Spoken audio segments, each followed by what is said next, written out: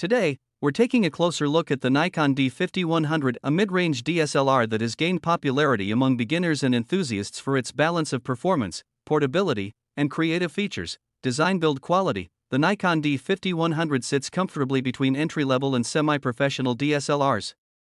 It has a compact and lightweight body at around 560 grams, making it easier to carry than bulkier models like the D7000. The build is mostly polycarbonate but feels solid in hand.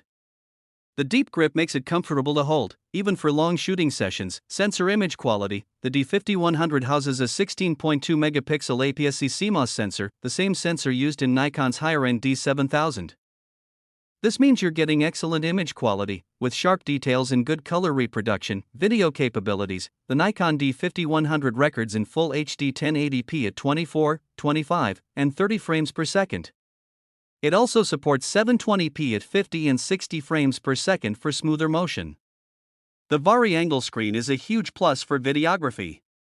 However, autofocus in video is slow and sometimes hunts, which may frustrate vloggers. Pairing it with manual focus lenses gives much better results. Battery life. Battery performance is solid, offering about 600 shots per charge with the ENEL14 battery.